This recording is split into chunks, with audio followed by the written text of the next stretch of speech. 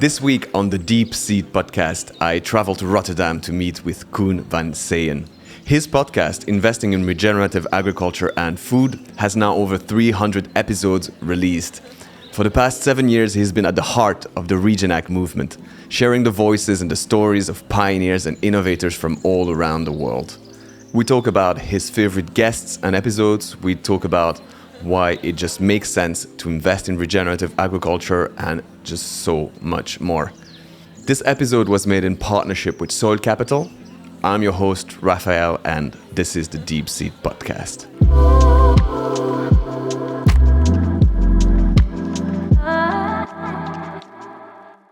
Hi Koen, welcome and thank you so much for joining me today. Thank you so much for inviting me and having me in a professional podcast and video setup. I'm really enjoying the microphone already. Nice. Well, you've been involved in the regenerative agriculture movement for quite some time already, and you're well known for your podcast, Investing in Regenerative Agriculture, which you started already 7 years ago and already 300 episodes released. So first of all, congratulations for this amazing achievement and for bringing the voices and the stories of so many pioneers to the ears of many, me included. Thank you very much. No, it's been an absolute blast. I think when this airs, we just released our 300th, which of course is a relatively random number. We've done a full series with somebody you had on the show as well, Benedict Beuzel, which we didn't number, so we're already over 300, and we've done some others. But it's always a nice way of looking back and just realizing how many people we talked to and how long we talked as well, because many of our episodes are now well over an hour, so that means 300 plus hours of content, which hopefully is relevant and interesting. I really enjoyed almost all of them, but it's been an interesting journey. Yeah, we're coming up to 7.5, almost 8 years, and I could never imagine first of all be another podcast, but also that this became almost a full-time thing.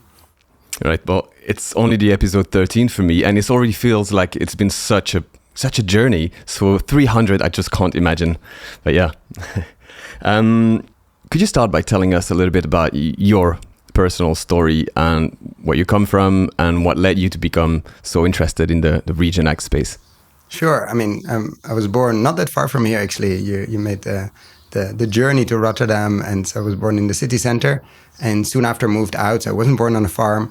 I've never lived on a farm as well, but I was always interested in food. Come from a family of definitely foodies, and my father loves to cook.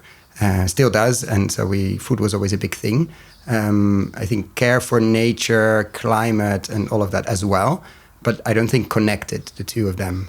Apart from maybe let's say the slow food movement of good, clean, and fair food. If we just eat a bit better, of course I'm paraphrasing, we'll be fine. But seeing food and agriculture and how we produce food and what we eat and how we grow it as a part of the solution and not just a smaller part of the problem, I think that landed way later. About 13 years ago now, or 14 years, I read an article or a chapter of a book focused on grazing. And that was the first time I saw those words of soil and carbon in the same sentence, and grazing as well.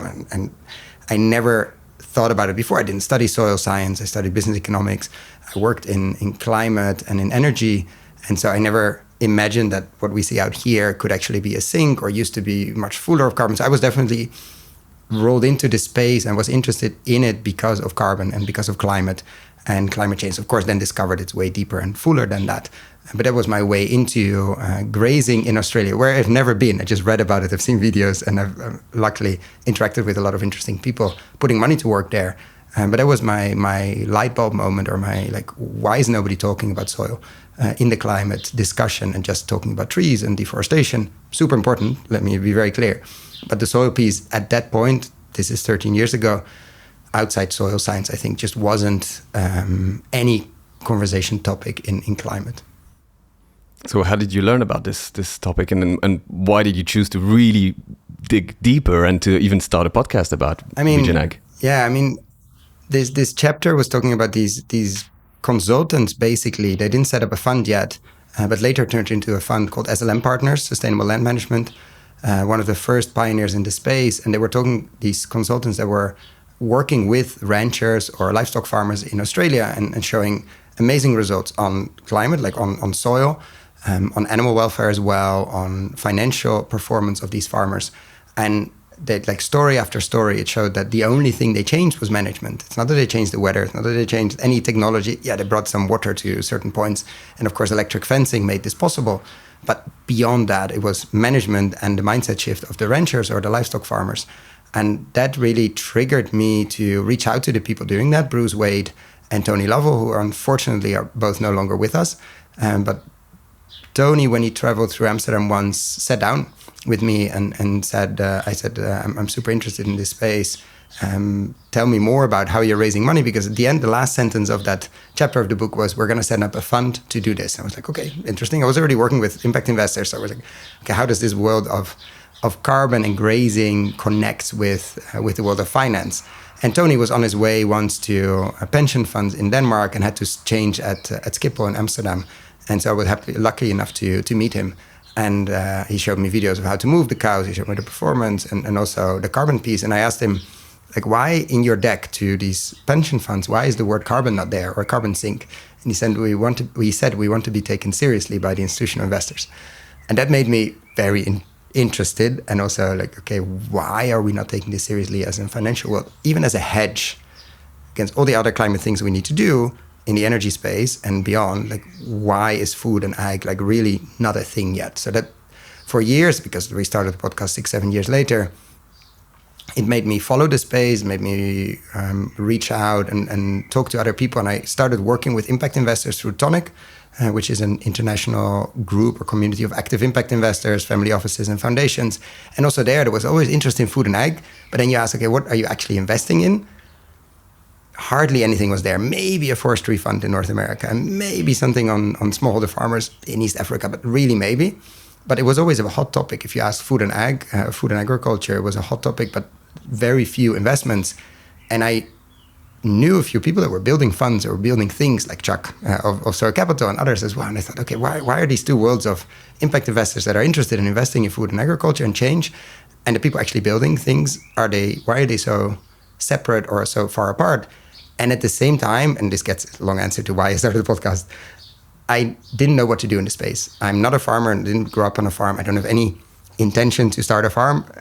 I don't have the wealth to be a big investor in the space. I don't want to set up a fund as well. I knew that. I've worked at Aquaspark at the beginning, love what they're doing, but I knew that that's not my role. So I didn't really know what to do in the space. So I thought, if I hang out with interesting people that are doing interesting things, maybe I'll figure out what to do. So combining those two, like, I see people building things and I know investors are interested. Let's see where we get to. I thought, let's sit down with people like we're doing now, but then virtually, because there was even a lower barrier to entry.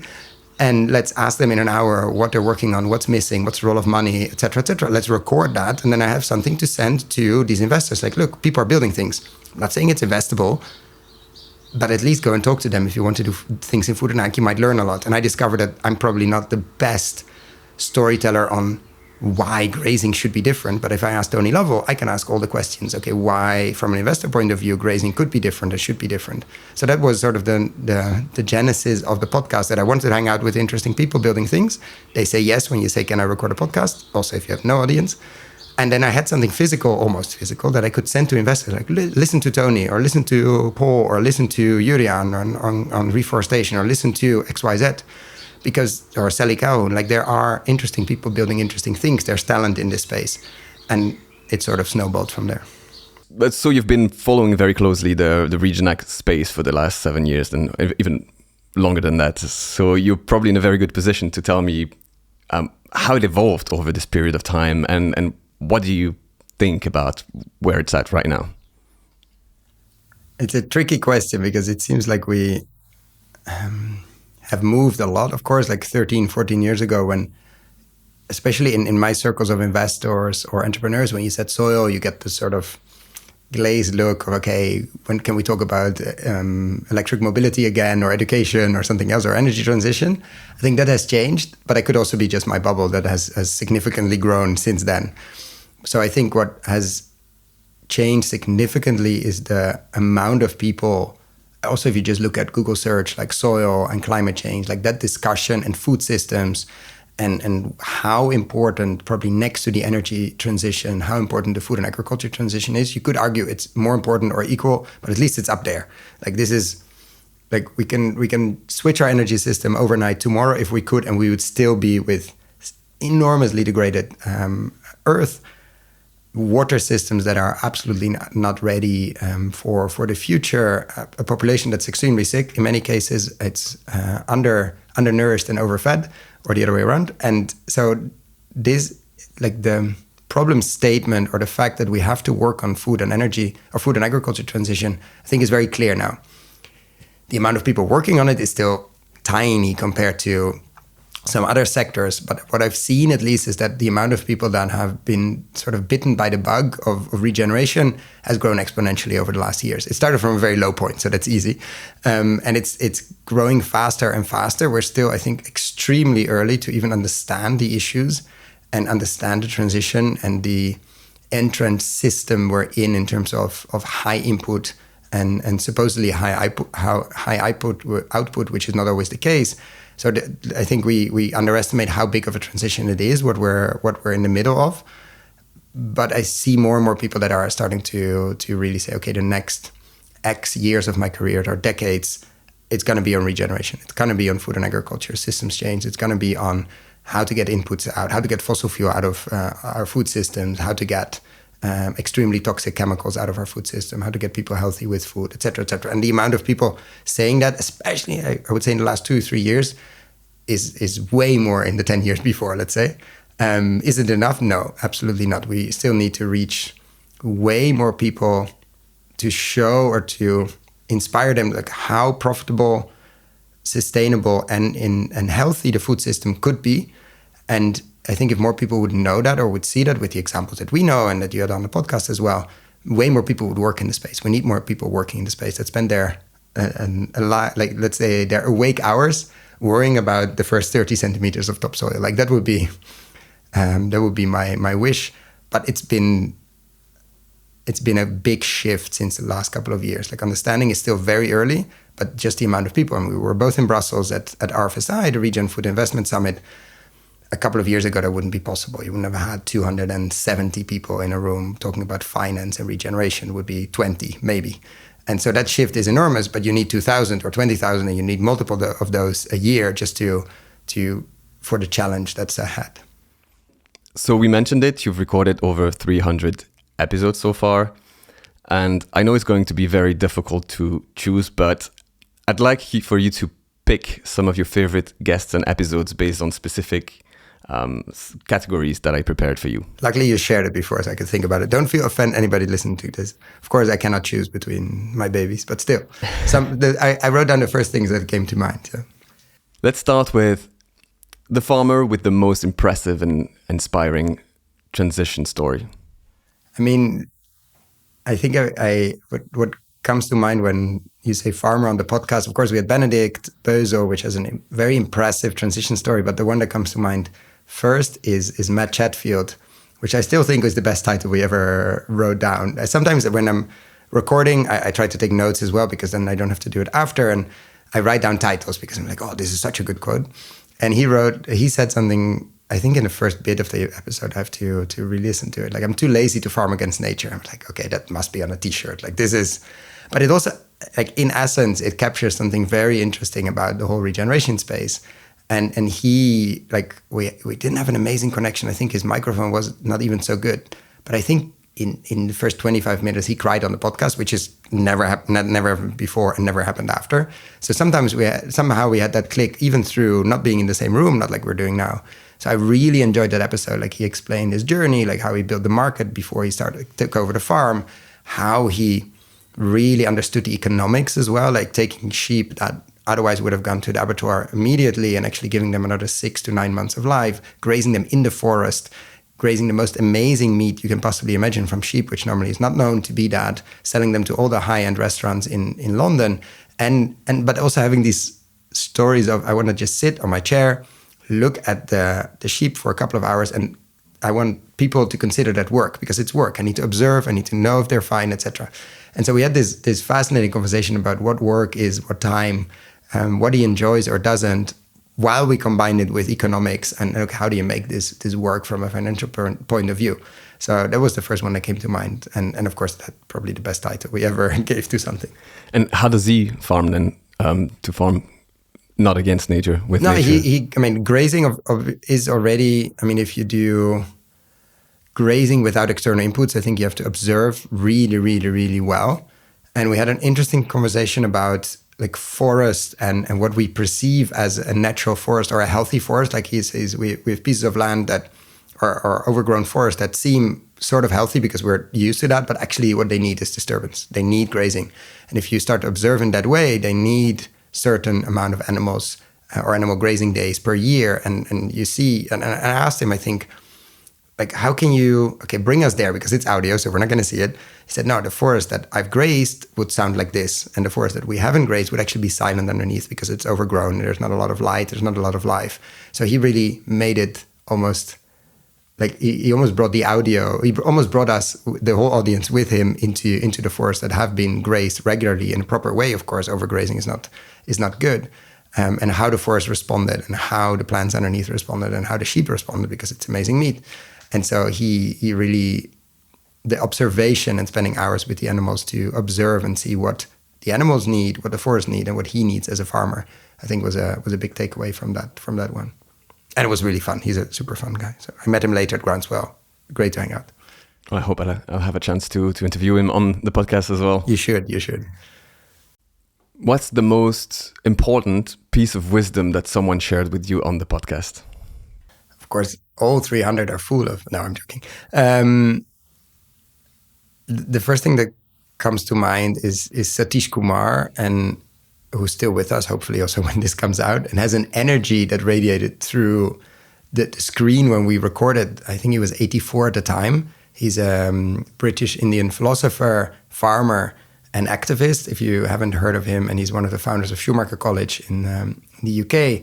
And he also gave us a great title, actually: Be humble. Don't think you're smarter than nature, or don't outsmart nature, because you can't. And I think many people have to learn that lesson. Like it's a few billion years of evolution and research and development you're up against. So the chances you're going to outsmart nature in the long run, apart from the fact that we're part of nature, so it would be silly to consider that separate, but let's settle that for a second, is just very slim. At some point, there will be a superbug going around your pesticides or herbicides. There will be, there's very few things that work against something so complex and so smart in that sense than in the long run. So I would say, don't outsmart nature. Try to work with nature, even also because it takes a lot less time if we look at the previous one. And also because what I've seen with farmers and land stewards, like the moment you get out of I need to kill everything that tries to eat my lunch, let's say, or tries to eat my crops or my animals, I think mentally is a very draining profession if that's your job. To get up every day, most 6-7 days a week, 6-7 days a week, and 300 plus 360 something, because farmers hardly ever have a holiday, and most of your job is trying to kill other things. I can't imagine that's good for your mental health. And we see a lot of mental health issues actually in the countryside. And I think the ones we've met, people, land stewards and farmers that have been on a regenerative transition, that are trying to facilitate life, literally. That's why we do the Farmer Philosophy series. That's why we try to sit down with farmers as much as possible. I'm not saying they're light, but they're humble. They are very aware they're part of nature. Like they don't need that mental shift anymore. They are observing a lot. They don't know most of the things. I think I asked Jeroen Klompe once, a farmer not that far from here actually, how much do you think you know now compared to 10 years ago when you started on this journey? He said, yeah, we know a bit more, but we also know that don't know so much more. Like the universe became so much bigger, even though we know maybe 10 times more than we knew 10 years ago, it still became smaller because there are so many other unknowns out there. But he didn't say it in a bad way. He said it was an interesting research, an interesting exploration, an interesting journey.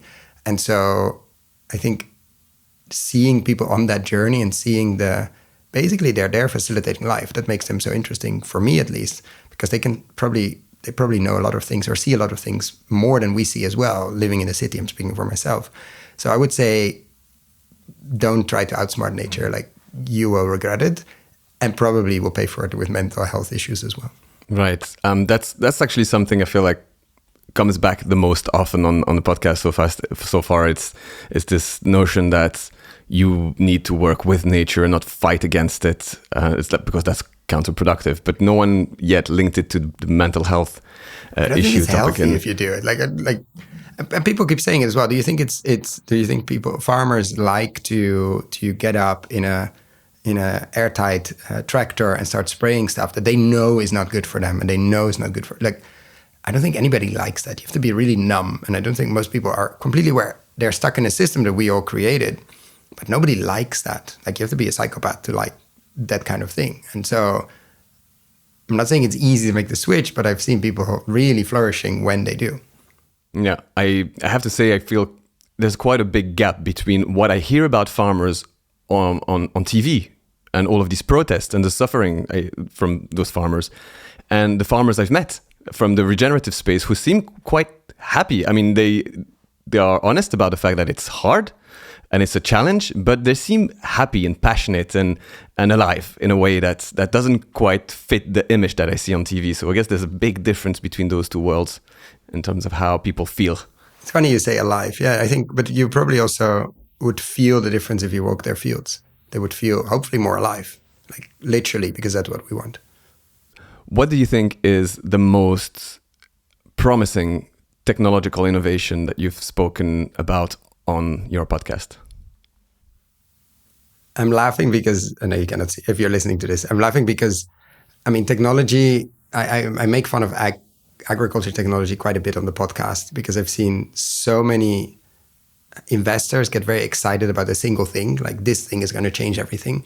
Like that mentality of we need a technology solution and then we'll be fine.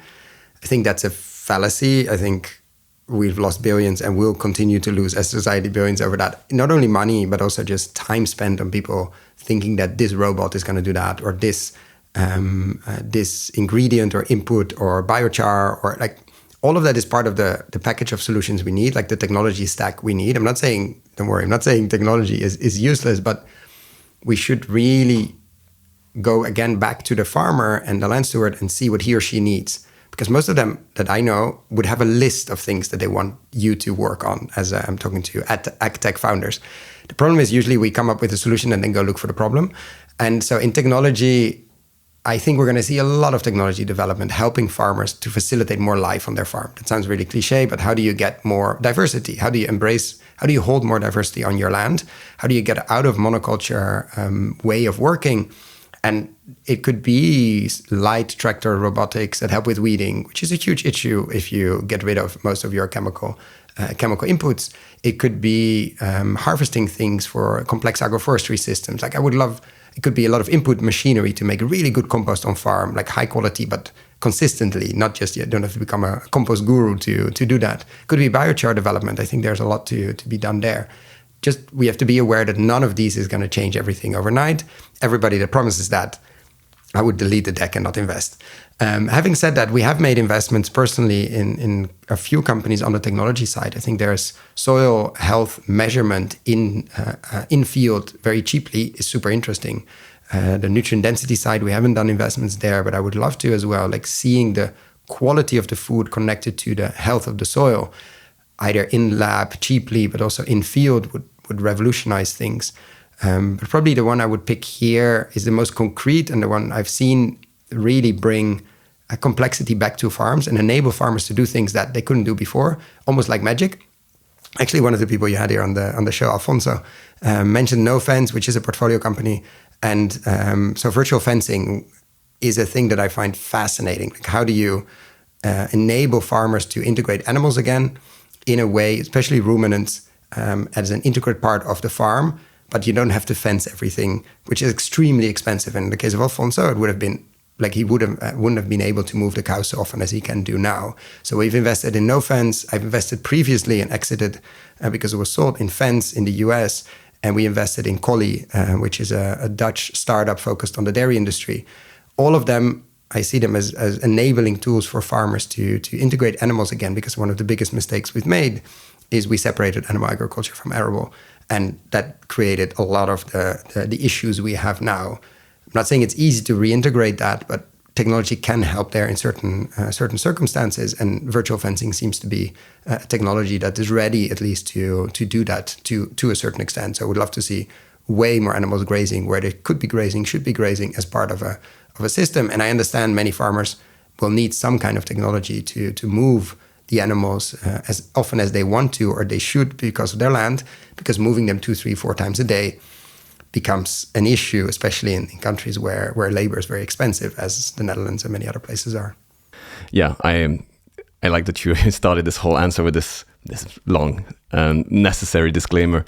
And you mentioned a lot of really interesting types of innovations in there that I'm really interested in, and I'm hoping I will have time to do episodes more specifically and deep dive into them. But you mentioned the nutrition density piece, which that's something I'm particularly interested in. I feel like it could be a game changer because all of a sudden it becomes the cheaper option to farm in a regenerative way.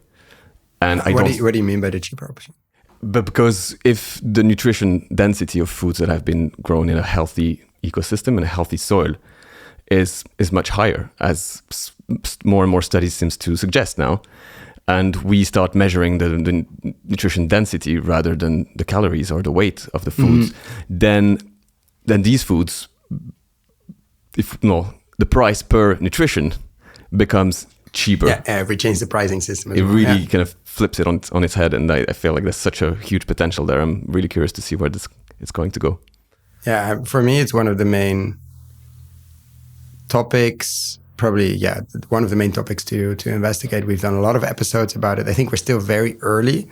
I think the science is, I'm not saying pretty clear, but is easier to get your hands on, at least for us to interview people around that than companies are. Like, who is actually bringing, let's say, food as medicine. So healthy food grown in healthy soil is good for your gut system and does make you healthy. Like, who's bringing that to people? Like, who's building these food as medicine companies?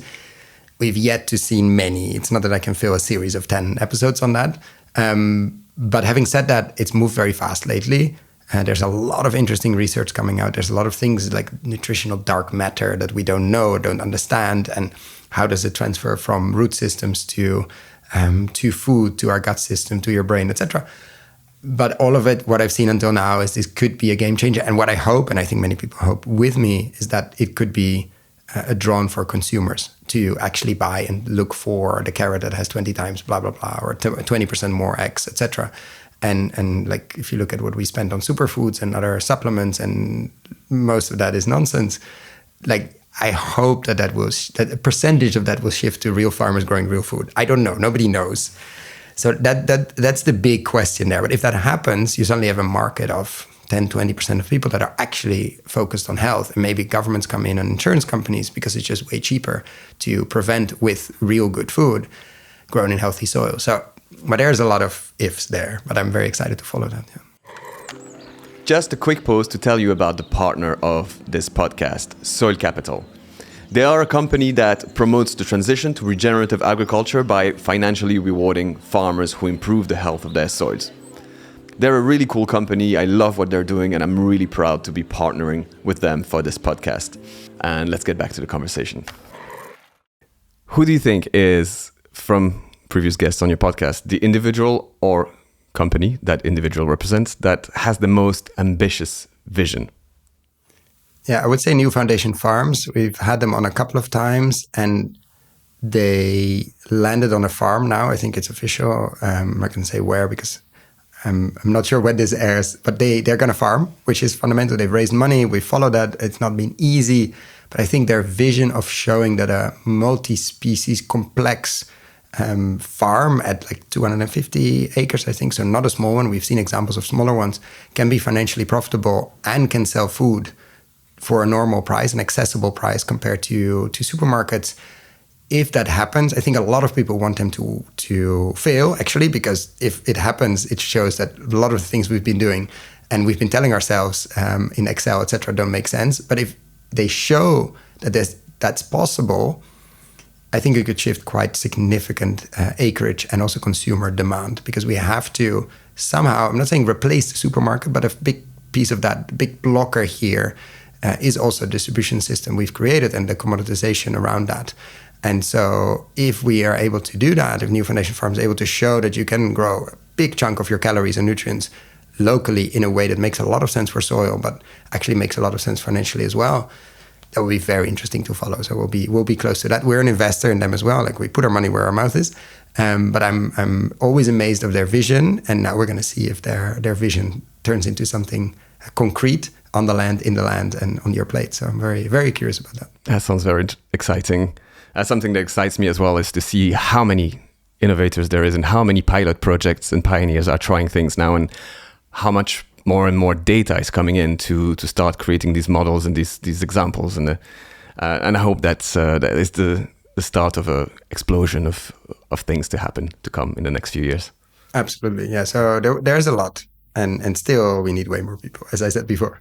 Yeah, we do need more people. And I hope that's why I started the podcast. And I'm sure that's why you also started yours, is to try and bring more people into the space and get people excited about these topics, and to share the voices of pioneers. And I think that if it's exciting to me, I think it's going to be exciting to a lot of other people. Not everyone, but many other people. We don't need everyone. We need the next group of innovators that make this their career and start building things. Who would be your wild card? And I mean by that, the most original, creative, innovative person that you've interviewed on the podcast. I would probably say Zach Bush. If I think about it longer, maybe something else comes up. But a doctor in the US who has been really focusing on the glyphosate discussion, doing a lot of research in that space, showing a lot of very disturbing things, going against the grain there quite strongly, called crazy, I don't know how many times. Might be crazy. I mean, he's a friend of the show, but in a good way, and like really sticking to this is poison, and not saying it should be banned immediately, but how do we work with farmers to transition, and saying that for a long time, way before other people started like raising the concern around some of these chemicals that we've been spraying, and many people have said this is fine, and we're now starting to find out that it's absolutely not fine. So I would say probably him, and then you can have fascinating discussions with him about a lot of other things, as he probably has seen things in plants and trees that we haven't. So definitely a wild card. If you we say in Dutch, if you throw in a quarter, he can talk for a few hours about all kinds of things, about the whole universe, plus glyphosate and everything, when it comes to farmers' transitions.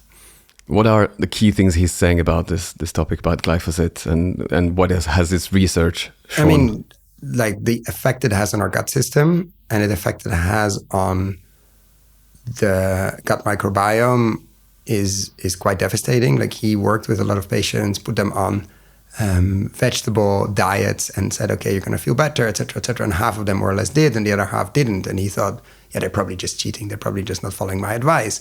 And later he found out, like, actually it matters if you put people on a kale diet or on a broccoli diet. It matters how the broccoli was grown, because otherwise it can actually make you feel a lot worse because of the chemicals on it. And so that led him to the rabbit hole of the chemical usage and the farmer transition. He started Farmer's Footprint and other places and other things.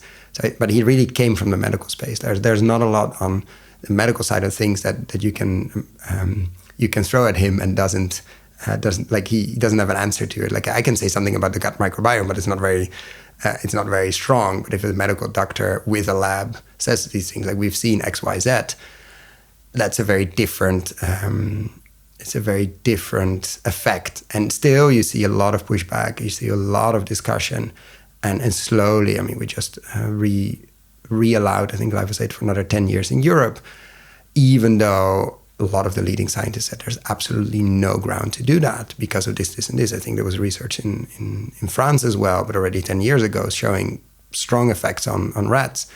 And somehow we choose to ignore that. And I think everybody that stands up against the chemical industry is worth mentioning, even if they're a bit crazy. I think that just are the pioneers that are shouting and are showing that we've created a system. I'm not saying who's to blame here. Of course, we should definitely continue with trials against certain companies, but we've created a system where this is the last resort for farmers, and like that we need to tackle. Like, you cannot expect, because even if we ban this, something else will come along. Like, if we don't change the food system and the agriculture system, we need to keep killing, which means we take something else that's just allowed, maybe just as bad or slightly better. But at the end of the day, you still don't want that in your food, nor in your surrounding where you play with your children, etc. Right, yes. I was going to say that because just connecting the dot very simply, we mentioned the impact of glyphosate on your gut microbiome. And we also know more and more about the connection between your gut microbiome and your brain and your mental well-being. And we've mentioned also the problem with mental well-being among the farmer population. So it's quite easy to connect the dots, actually, and to go on a limb and say that probably living around these chemicals and spraying them around and being around them for so long as farmers probably has an impact on their mental well-being, which is a huge issue as well. I mean, Parkinson is a farmer job disease in France. Like, you get unemployment benefits. You don't even have to show, like, if you get Parkinson and you're a farmer, you're on unemployment benefits, because the simple like conclusion there is like it has to come from the chemical mix you've been using. I don't know if you also get Parkinson if you're an organic farmer, you don't get the unemployment benefits. I'm not saying but there's not even disputed. And yet we are like, okay, it's fine. I think we're going to see a lot of research coming out there that's very scary on the forever chemicals, on the pesticides, on like it's not okay what we've been spraying. And we see it around, like how many people you see with, like, compared to 10, 20, 30, 40 years ago. It cannot be only that the food has become worse. Like, it has to be some other thing, or a lot of other things we've just been spraying and spreading. Like, this is going to affect us. If it's in our water, it's going to affect us. If it's in the air, it's going to affect us. If it's in your food, in your soil, it's going to affect you. And I think we're seeing that now. And like, the question is, how bad does it have to be before we actually start demanding change? That's the question. So a lot of the farmers I've spoken to, they farm regeneratively, and they do use a small amount of chemical inputs, including glyphosate. And they said, without it, I would be really struggling.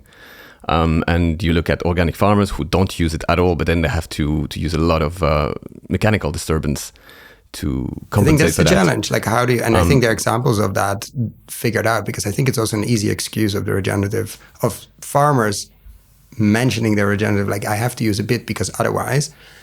Yes, but what's your plan to phase it out? I'm not saying lose your harvest because in a transition, etc. But realize you are in a transition. This is going to be banned at some point, or it's going to be researched, because there are labels now of residue, like glyphosate residue free.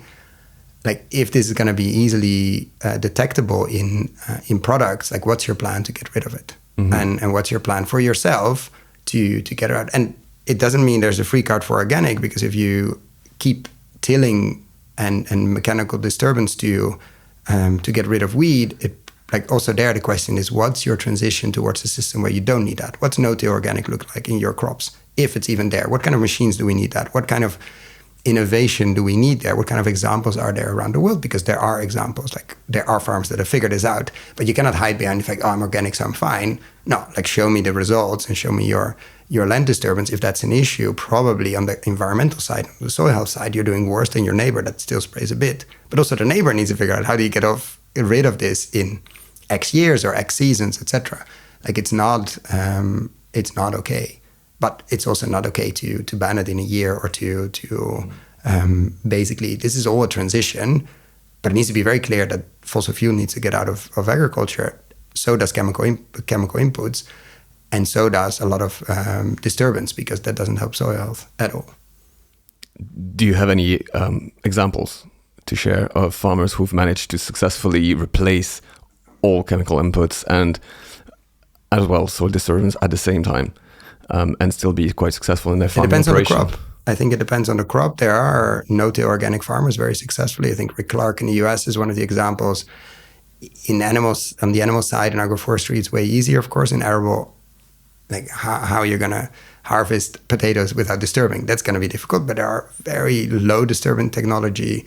Jeroen Klompen, not that far, and Melanie Klompen, not that far from here, are very far in those systems. There's a lot on the strip tilled. I think there's a lot already possible. I'm not saying transition your whatever acreage tomorrow and hope for the best, because that's a huge financial risk.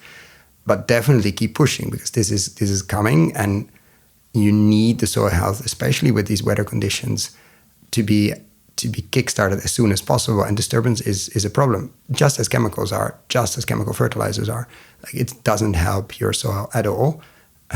So what's your plan to get rid of it? And how do you make sure you connect with the absolute pioneers globally who are there and in many cases are willing to share? Probably you have to combine a few things because it's never going to fit your exact context in Belgium, in France, in Greece, etc. But it's definitely possible.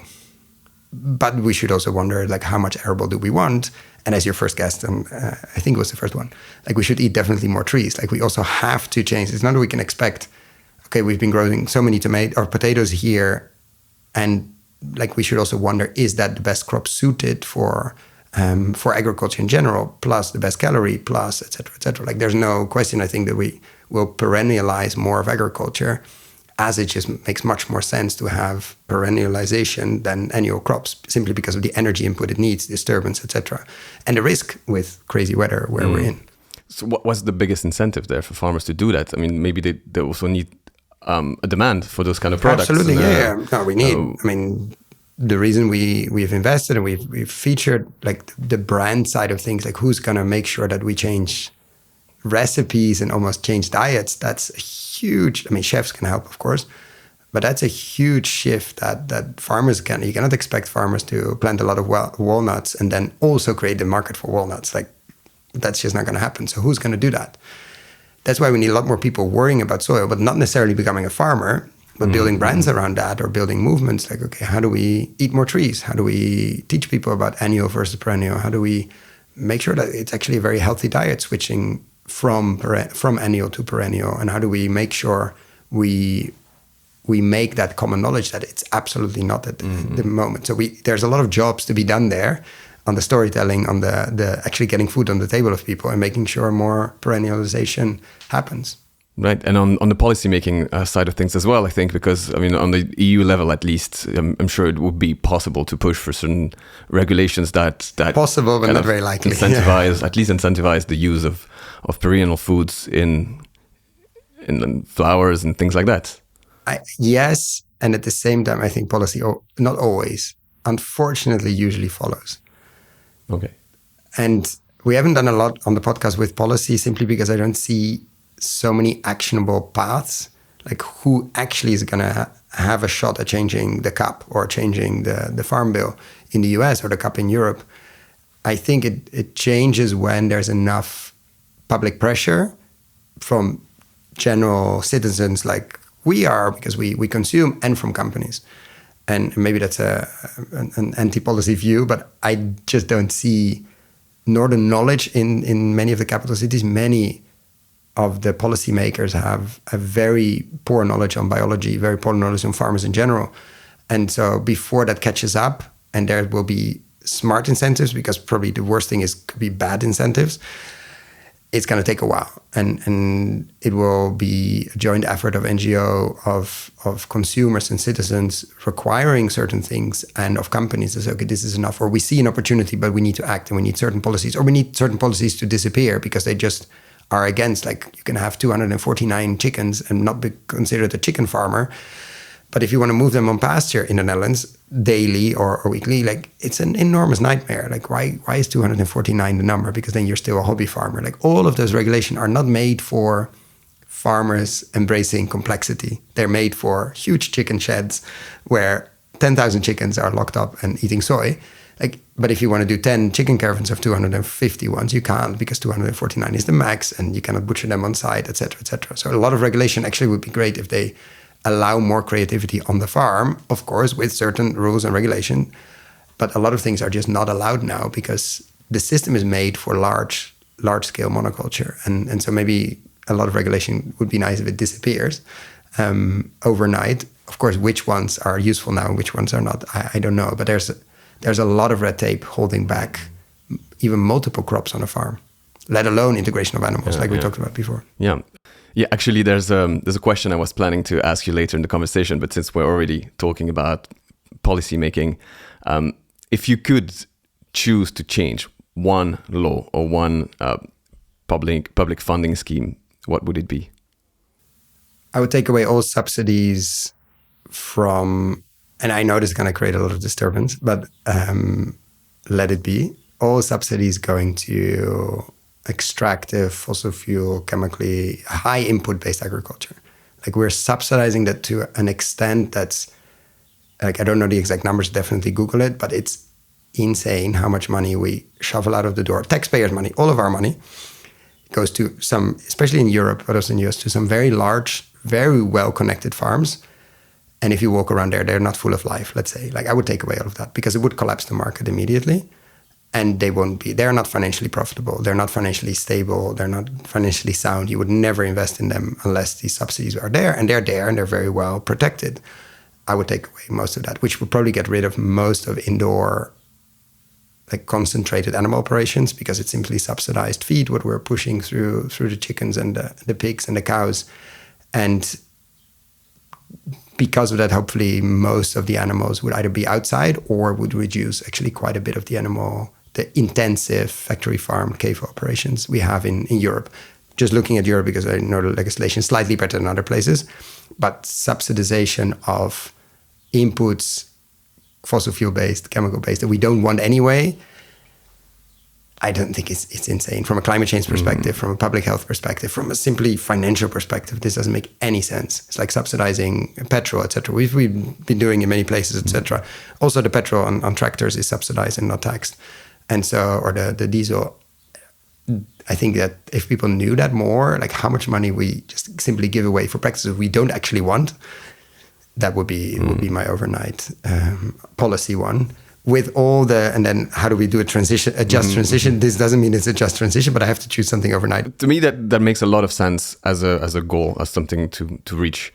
But I feel like if you did that overnight, it would, like you said, collapse the whole market, and that would create a lot of issues now with the supply food and livelihood of many people working that space. So we've done in COVID, we managed to for sure need some control in that sense, or some emergency response to make sure we have food on. But a lot of this is export as well, which many places are not so happy to get anyway from Europe, like dumping we've been doing around the world. So I don't know. Of course, we don't know. Like, it would be nice to do a digital twin and say, okay, what would happen if we overnight take this away and just run 2 million scenarios and see if most of them are horribly bad? Let's not do it. If most of them are fine, then we might consider it, because it's like slowly building like taking these subsidies away is going to take forever. There are a lot of industries completely depending on it.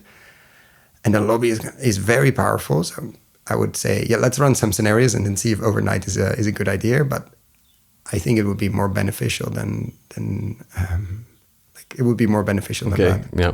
Maybe making this kind of policy changes, there's widely unpopular that are impossible to make. But if you could run the scenarios using AI, for example, and you'd see that actually going for a quick transition creates a lot of pain short terms, but in the long term is actually the most beneficial. If you have 6 months and you say it's going to happen the 1st of June, and then like you say, the beginning of the year or the 1st of July, people know.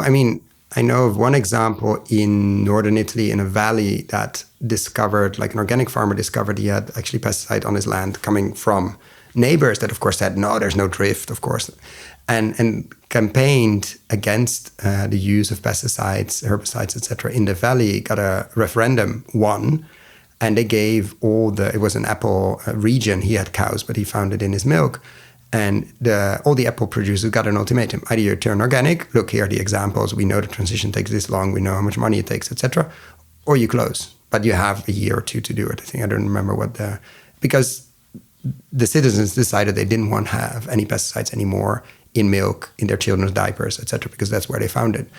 So it was of course, there were protests of those few producers, but it's not that they didn't have food anymore. It's not that there were no apples grown anymore, because they had examples of how to transition. They had a public that wanted this, and they just did. Mm-hmm. And I think we're going to see more examples of that, maybe on regional level, maybe like we don't want to live in a toxic environment.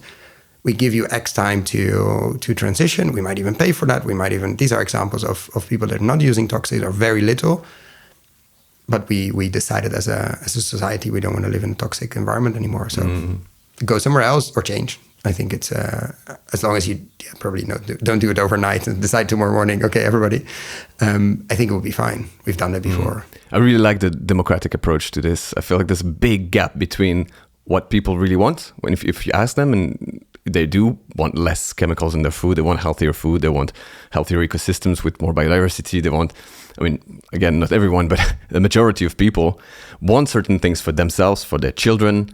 And there's a big gap between that and the decision we make politically, especially on the European level sometimes, because it's so disconnected. We're so disconnected from what's happening at these institutions. And the idea of using democracy for like more local referendums about what to do, what not to do with it. I love it, in getting people involved to actually learn about what's happening in their regions and maybe meet the farmers and let's do hair analysis of you and your children, of what we can find in terms of pesticides. Let's do analysis in the water around. And then decide together, okay, what do I want to be surrounded with or not? I don't think there's a huge public support of being surrounded by toxins all the time. I think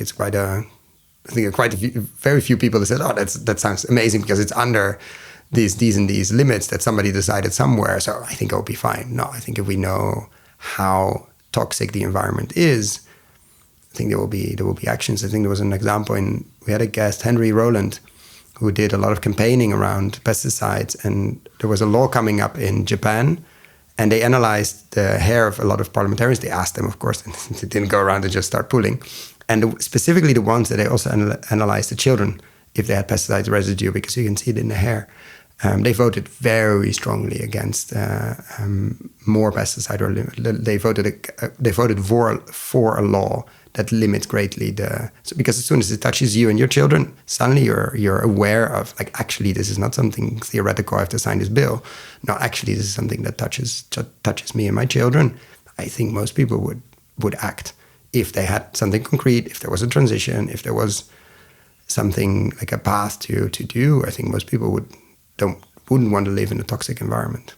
That's an amazing example. I love it. I wonder if that's something that we could replicate. Because we should have done it in Brussels this time. I'd ask Henry. I said, yeah, there would have been a different, like, how can we vote for this pesticide law? Like I really don't get it. But how hard could it be to agree to get people to agree to just give one hair and say, like, we're just going to test it and tell you what's in it, and then how you can still can make. How can you be against that? Yeah, the defense against the fact that they spend a lot of time talking to lobbyists is that they need to know. They need to have people telling them from all sides, from the NGO side, from the agro-business lobbying side, from the expert side. They need to have as much information as possible to understand what to vote for. So any extra piece of information should be welcome, including your own. Like, how exposed are you? Plus, the challenge with a lot of the experts, that a lot of them are on the payroll of universities that are on the payroll of the agrochemical. Like, there's a strong narrative and lobby on, we need this, and if you dare to raise your voice about any of this, basically you want us all to starve. Like, oh, you want people to go hungry. Like, that's the very strong narrative that grew over, like, since the Second World War. Like, we'll never have hunger again. And as soon as you raise your voice of the unintended consequence, I'm not saying they were on purpose, but as soon as you raise your voice as an expert and other people, like, you see the backlash. Okay, you're in favor of hunger. Like, it's a very interesting framing how the agrochemical industry is framing these kind of things. Like, you must be for starving children. Like no, like, what are you talking about? So it's very interesting that lobby power is so strong, but maybe you can cut through that by, like, let us analyze your hair and let's see, or let us also see what people in the buyers and other companies actually eat at home and give their children. Like, I would be super curious about that, just to see, like, okay, you keep saying it's safe. Okay, let's talk. Like, what do you actually put on the table? And let's analyze that. If you're so open about it, let's have a conversation. My bet is that they are very careful what they put on the table with their children, with themselves. But I would love to analyze their hair and see what we can find.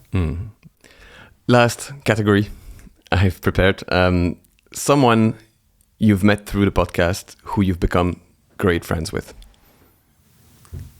Definitely Benedict Beuze. We've done a series together, which was the first supported series on the podcast, which was amazing. And we've done a few check-ins. We've been on the farm regularly. It's been a while now, but we saw each other in Brussels, where you I think interviewed him there, and I think he will be at Groundswell as well. So I'm always looking forward to catching up. Very brave what they're doing in a very remote spot in Germany. I mean, if you listen to this, you probably listened to his episode, so I don't have to repeat that.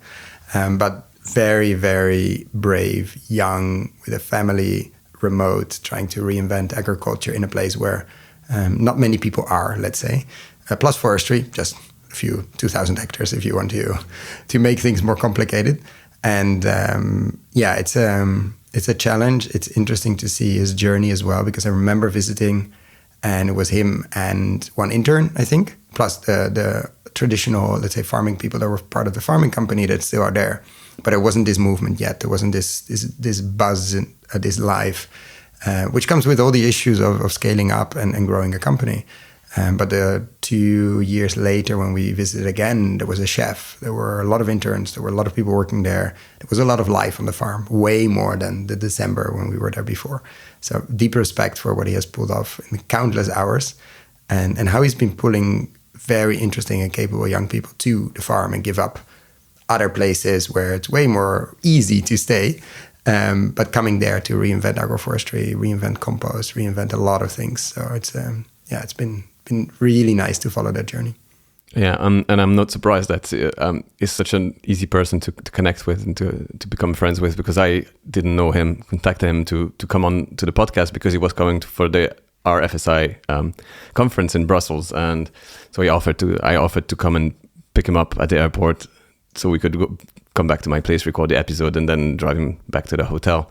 And so I got to chat a little bit with him, and it's crazy how easy it was to connect with him and have interesting conversations, and I felt this like deep kindness coming from him. So yeah, I'm not surprised you picked him. But it's also needed. Like, we need people, like, if you want to bring back life to the countryside, we need people. We need people that give up most of their time in the city and start working, and maybe you can do 50-50, like Philippe of Climate Farmers was saying, but we need way more people in the countryside, so we need people that open their doors as well and guide people to that. And Benedict is a great example, and there are many others, but it's not easy if you're used to Milan, Amsterdam, New York, etc., to be in the countryside, where honestly, a lot of places in the countryside have become quite like almost monocultures as well. I've been like, a lot of interesting people have left. A lot of people that are left in the countryside are there out of necessity or because they didn't want to move, etc. So countryside have been very struggling, not because of just also the amount of people, but also the people that are still left there. So if you're trying to bring back people and diversity, and it's a challenge. It's not easy to, especially because we've been hammering on farmers for so long. Like, there's not a lot of life left and a lot of interest in change, etc., because we've just been creating a system where none of that is rewarded. So now we're trying to bring that a bit back and bring back people to the countryside. It's not easy to welcome them and to give them a home, literally, because real estate is super difficult, but also just to give them a place and make sure they sort of they grounded and they stay. So I think Benedict and others are doing an amazing job with all the issues to bring people, young people, back to the land and keep them there and start families and other things, because that's what we need. Otherwise, why are we doing this? Yeah, sure. And what about yourself? Have you ever considered farming? No. The short answer is no, and it's probably better. I don't have that. People are asking, like, when are you starting your own farm? First of all, I don't think it's the role. I love hanging out on farms with friends, and it's probably the greatest joy, helping out, etc. Don't make me responsible for any farming, like relevant or important farming things, because I'm born in the city center. I have no clue. And so I don't have that bug or feeling like I need to manage this piece of land or I need to be responsible for this and that. And I mean, I'm not saying hobby, but as an activity, not necessarily work related, or not that I have to live of it, great. I think way better than spending time in the gym, way better than, because you're surrounded by interesting people doing interesting things. But I don't think it's the best use of my time, like full time. Plus, I wouldn't be able to afford a big piece of land. So what kind of impact would I be making? I don't think it's me turning a farmer or my family turning into a farming family wouldn't be the biggest impact we can have. And I love helping out, but I don't think that's a path we need to pursue, because that means, as it's crazy hours, as most people know, you cannot do most of the other things we're doing now. So at the moment, we can have the biggest impact by running the podcast and the other things we do, and do a bit of farming on the side when we help. But probably switching that wouldn't be smart from an impact, energy, and mental health perspective. Fair enough. There's a couple of things you mentioned here that I'd love to to go back to. And one is, you said, I grew up in the city, and therefore I'm maybe not the best person to take care of a piece of land. But there's a lot of disconnected people in the cities who might themselves benefit from going back and to connect with the land. And we also need more young farmers to get into farming. So we actually do need some people from the cities to come back to farming. Have you seen any examples of that? Like any of your guests that actually are great examples of I that? mean, no, we had many. It's a good point. So what I was trying to make, the point there is, if I would start to farm, I probably need a number of years of training and experience to be able to be reasonably okay at it. Still not saying that I should do it. And I don't think that's worth an investment of my time at the moment. I've seen many people, like, it's a huge challenge and opportunity at the same time. Like, most of the farmers, if we would go out here and we would find 100 farmers, are a certain age, which means old, and are gonna retire in the next 10, 15, 5, like somewhere between the next 5 and 20 years. Let's put it mildly. They won't have like the next generation stepping in, because most places that's just not happening because of financial reasons, because of countryside not being so interesting, et cetera, et cetera. So they have a huge issue of follow-up. Either they sell to their neighbor that becomes bigger, or who knows what's going to happen. And then we have this whole generation of people that actually wants to farm, not like me, but people that want to farm, have done the trainings and cannot get access to land. So how do we transition that? And I think their finance can play an enormous role. How do we transition this land that's sort of being locked now in a family situation where there's no next generation taking over because they left to the city or they started another career? And how do we give access to the people that actually are able to farm but don't have the luxury of being born on a farm and within land? And there, I don't know the answer there. I think there are many answers, but there we need transition mechanisms to transition that land, transition the ownership to the commons, to the new people, to whatever, whoever. But in the next couple of years, we're going to have a huge amount of land either being abandoned, as we already see it happening in Europe. It's crazy to think if we're in the Netherlands and Belgium, etc., but a lot of pieces of land are being abandoned now because there's no next generation taking over. So how do we make sure we get people that want to be on the land? How do we train a lot more people that want to be on the land? Because we need a lot of capable people. But once they're capable, we need them to have an easy access to land. And long-term land, not just 1 year, 2 year leases, because then you will never invest in any perennial systems, obviously. Mm-hmm. So I think that's a huge opportunity with hundreds of millions, if not billions of euros that will be needed to transition there, and ownership and equity, and how do we manage this land transition? I think a lot of people are not thinking about it. Also, land prices might fall dramatically if we don't find good follow-up next generation, because if nobody wants to farm it, who are you going to sell it to? I see. Yeah, that was actually the second point that I wanted to focus on, was this question of access to land, and you've just kind of summed it up. But any specific examples of projects or innovations of things that you think are really promising in terms of giving more access to land to people who are not coming from a farming background? I mean, we've interviewed a few Lenteland in the Netherlands here, Wouter Veer. I mean, we can put all the links in your description, of course. We really sees the issue of land speculation and private land ownership as one of the root causes of the mess we're in. And so he's trying to fix that with Lenteland here in the Netherlands. And actually Anne van Leeuwen, who is a next generation farmer that we interviewed on our old farm and now on a Lenteland farm, is now on a Lenteland farm. Herenboeren in the Netherlands is very active on the land ownership piece as well. Aardpeer, Kulturland in Germany is massive. Terre de Lion in France is a huge, I think they manage over 10,000 hectares, but I have to check. How do you, there are people working, it's not easy at all, because you're sort of in this speculative market where land prices keep going up in certain places, and you're trying to say, let's buy this land and never sell it. So who's going to give you money to do that?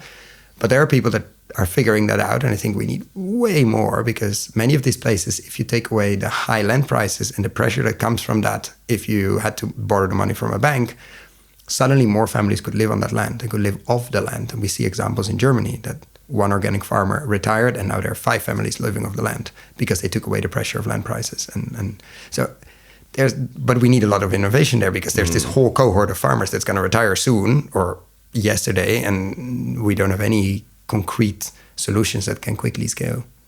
I see. Yeah, I'm actually going up to see Anne tomorrow to record an episode with her. So she's probably a great person to ask about this topic. So if that's something you're interested in, wait for the next episode next week and listen to that one. If you're enjoying this conversation and you would like to support my work and this podcast, you can do that in just a few seconds. Whichever streaming platform you're using right now to listen to this episode, just click on the DeepSeed page and hit the follow button. Thank you so much. And let's get back to the conversation. Your podcast is called Investing in Regenerative Agriculture, which indicates you have a particular interest for the financial. And food. We recently added food. Like I'm really particular about trying to say food and agriculture and food, simply because otherwise we only talk about agriculture. And I think the food piece is as important, or if not more important, like how does it end up on plates, or how does it... So I'm always trying, I mean, it's not in the official title because you cannot change your RSS feed, but I'm always trying to say investing in regenerative agriculture and food, just to keep emphasizing, look, this is about everybody else, not just farmers. Anyways. Yes. But I was focusing more on the investing word here. That sort of highlights that you're interested in finance, and you've mentioned at the start that it's something that you study and you come from the financial world. To a certain extent, yeah. I studied, but I quit university and started working. So I cannot say that I spent decades and decades in banks and financial institutions, but I've worked in funds, and we've been investing personally small amounts. And so I think I'm in an okay position to ask the normal questions about finance, but don't push too much on the financing piece. Sure, okay. I can ask the question like, why does this make sense financially, or why not? And how does it make sense in a model or in Excel? Let's start with that one then. Like, why does it make sense financially? What's the incentive for people to invest in regenerative agriculture? I mean, I think from the investor side, many people don't realize how non-financially successful or profitable agriculture and food is, specifically agriculture. Like very thin margins, very volatile input cost, which is most of the cost in many cases. Of course, it depends on crops, it depends on what you're growing, etc. But I've heard somebody of one of the major agriculture banks say, like, if this would be another industry, real estate or like SMEs, etc., we wouldn't actually finance it. Most farms are not financially sustainable, even taking consideration the subsidies, etc. That doesn't mean we should treat it exactly like the rest of the industry, but I think it is important to understand that farms are businesses, but most of the money they make goes straight out of the door in terms of input and in terms of fertilizers, etc. So looking at that, any system that can greatly reduce that would be interesting, especially if you can also get a premium for your crops. So I'm just interested from like an input-output flow model. Like, can we greatly reduce the costs that immediately leave the farm as soon as money comes in? Can we see if there are premiums, it could be from organic certification or other things, or like once nutrient density starts to take off, then you get a very interesting economic sector where input costs are going down. Will they ever go to zero? Probably not. Should that be? Maybe also not, but drastically yes. Premiums are there and could be there in certain crops, and volatility goes down as well. I mean, that from a financial perspective, from an investor perspective, is interesting. Plus, you have many times real assets. If you own the land or you have exposure to land, that could be interesting. And I think what we have to understand as well from a financial perspective, if you invest in agriculture, specifically in farmland, and you manage it well, it will increase, or it will be worth more over time.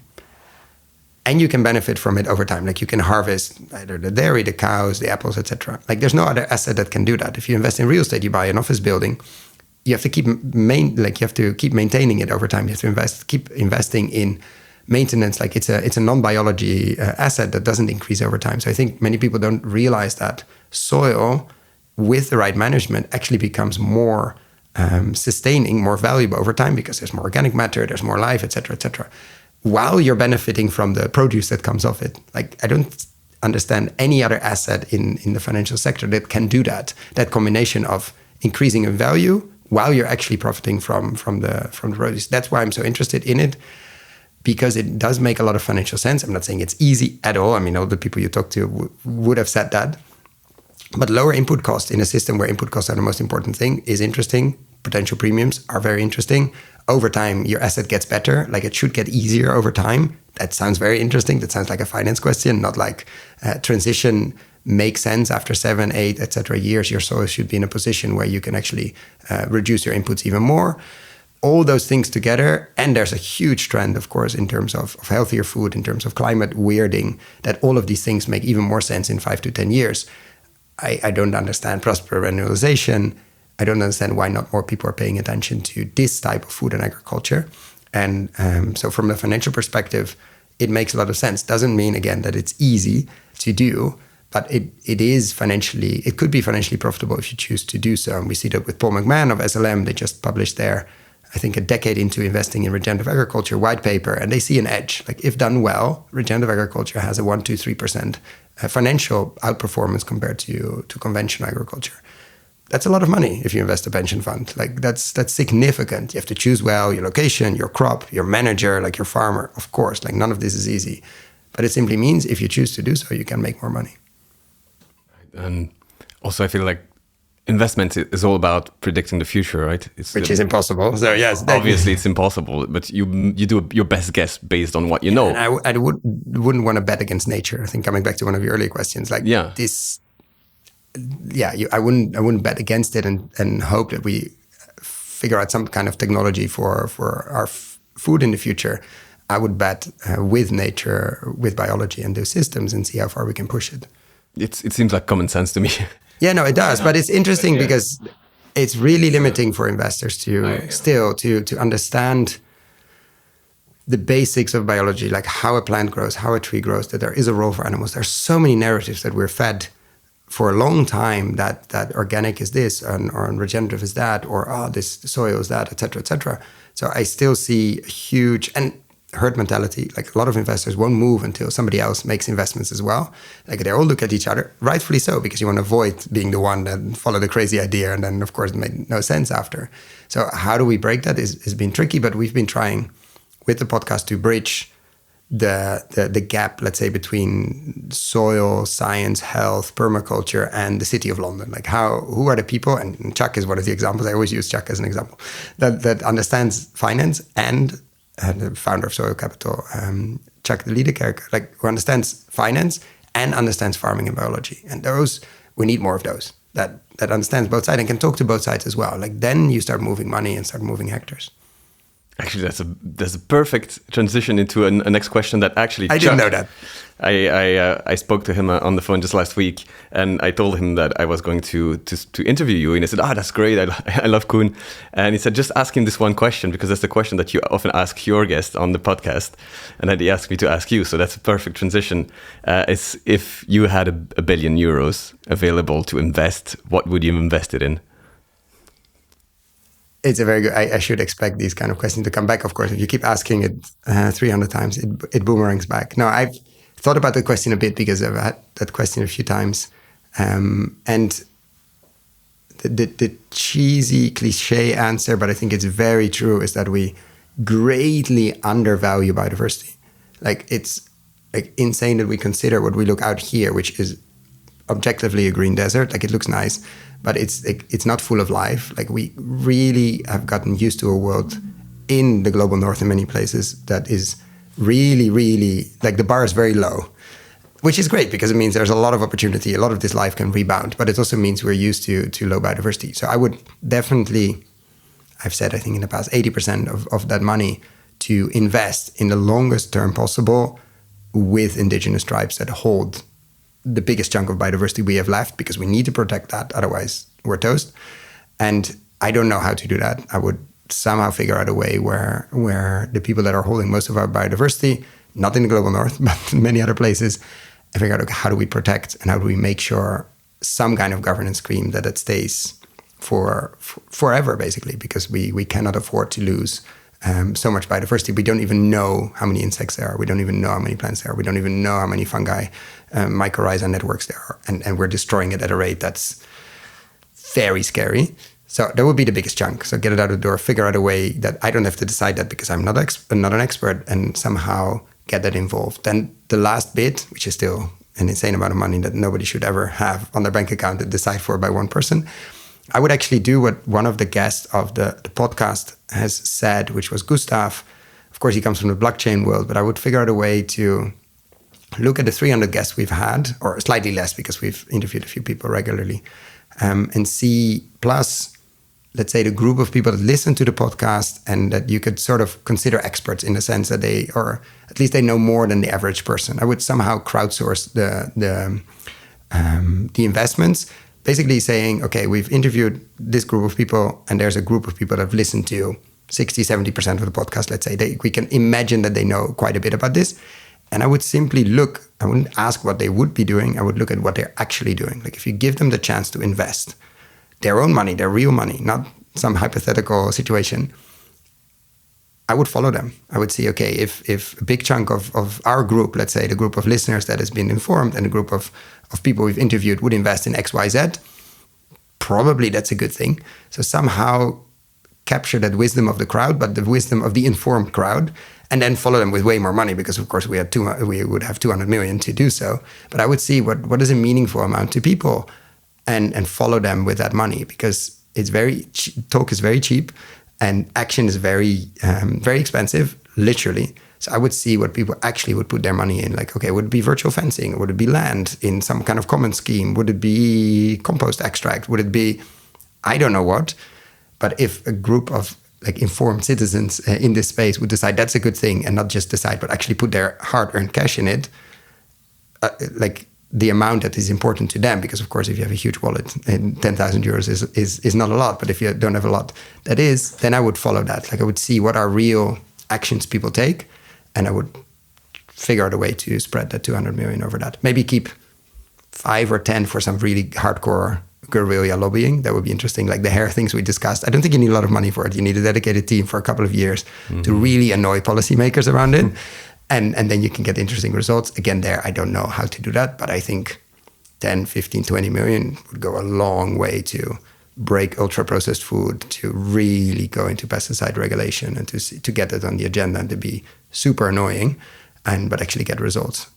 So that's how I would cut it in pieces. Okay, is that something you ever done? Get a billion? No, not yet. No, not that, and not do guerrilla lobbying either.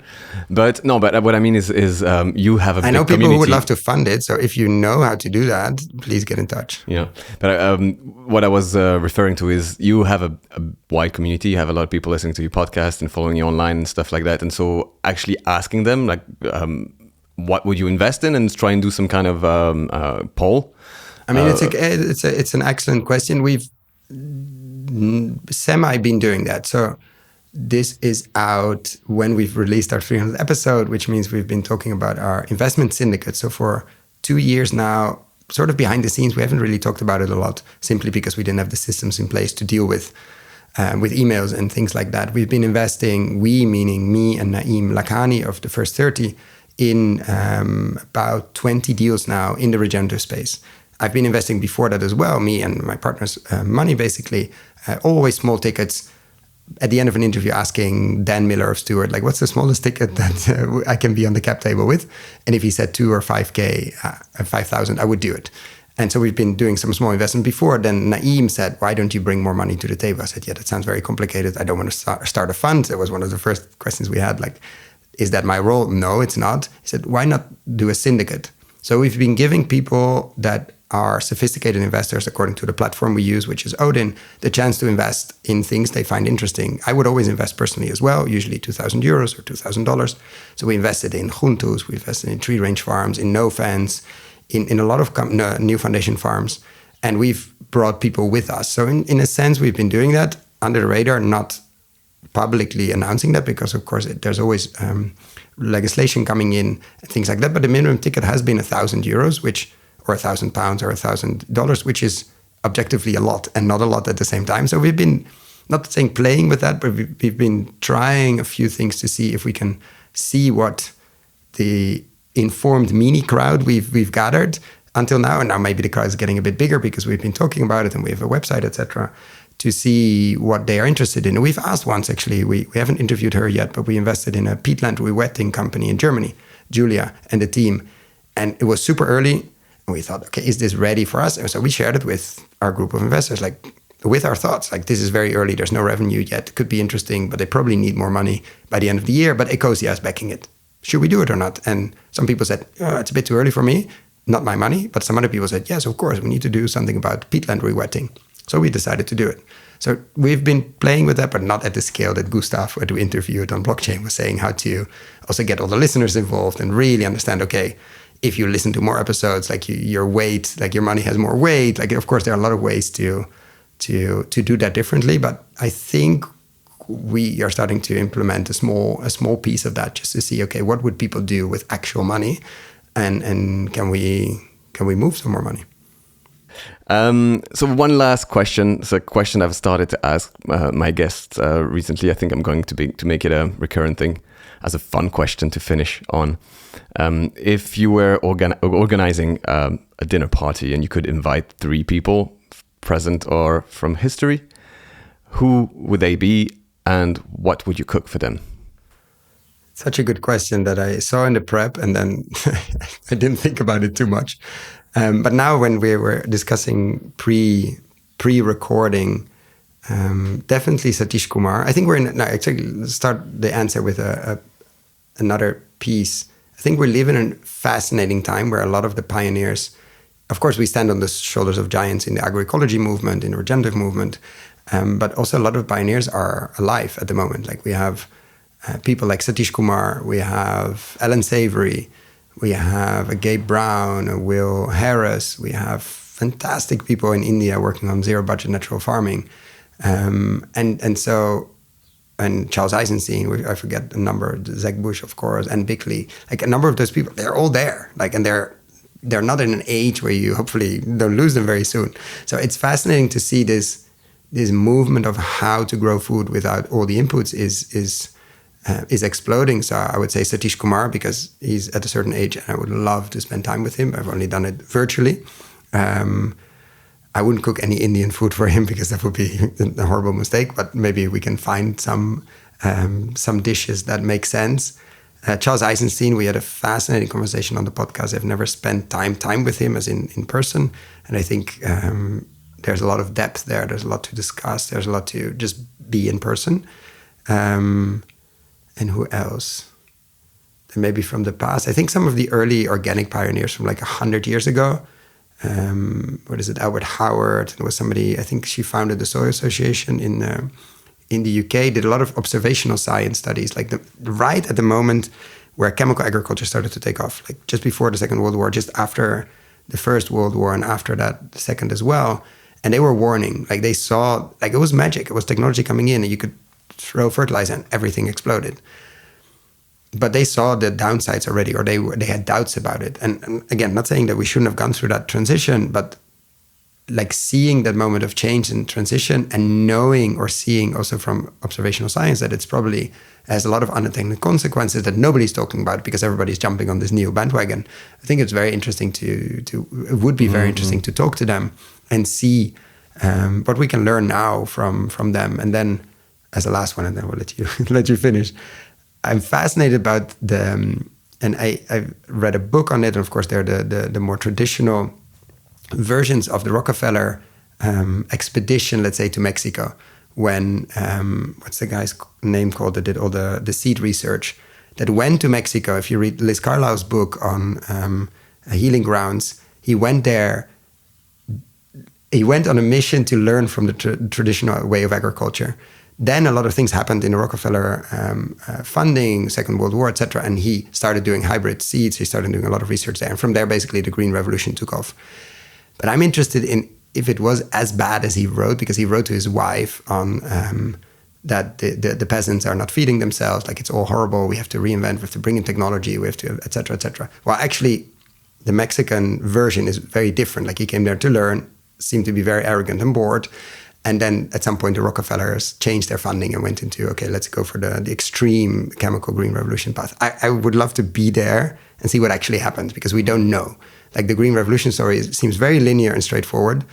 If you look at the actual records, it seems to be much more messy. Like we could have gone a different path and actually would have followed the path of Mexico. Like I would like to see more like what has happened there the moment we switched or chose to go down an extreme form of input-driven agriculture. And how was that? Like, was there a moment where we could have switched another side or not? Like, what happened there? And I probably wouldn't, I keep forgetting the name of the guy who invented these seeds, but maybe more like his Mexican counterparts, like the research center was there. Like a few of those people probably would have amazing food as well. I would love to have a dinner there and actually understand like that. It seems to be a crucial moment in agriculture history, and we poorly understand what happened. And as we are in a crucial moment again, we probably need to understand better those transition points. Thank you so much for this conversation. I absolutely loved it. And it's been a pleasure to finally meet you in person after listening to so many of your podcasts. I hope you enjoyed the experience of being on the other side this time as the person answering the questions. Absolutely. I have a very fancy mic in front of me, which I always wanted, like comfortable chair and a fancy mic. Usually I'm talking to a laptop screen. So this is very different. Thank you.